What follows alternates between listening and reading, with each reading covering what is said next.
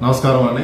నేను కుకునూరు ఎస్ఐ ఏలూరు జిల్లా ఎస్పీ గారు అయిన ప్రతాప్ శివకిషోర్ ఐపీఎస్ గారి ఆదేశాల మేరకు ఈ నెల 5వ తారీఖున కుకునూరు మండలం పెదరాయిగూడ గ్రామంలోని ప్రభుత్వ పాఠశాలలో ఆశ్రమ హాస్పిటల్ వారి సహకారంతో ఉచిత మెగా క్యాంపును నిర్వహించబడుతుంది. కావున మండల ప్రజలందరూ కూడా అక్కడికి వచ్చి మెడికల్ క్యాంప్ని వినియోగించుకోవాల్సిందిగా కోరుచున్నాము. ఈ మెడికల్ క్యాంపులో భాగంగా సుమారు 8 మంది డాక్టర్లు స్పెషలిస్ట్ వస్తారు.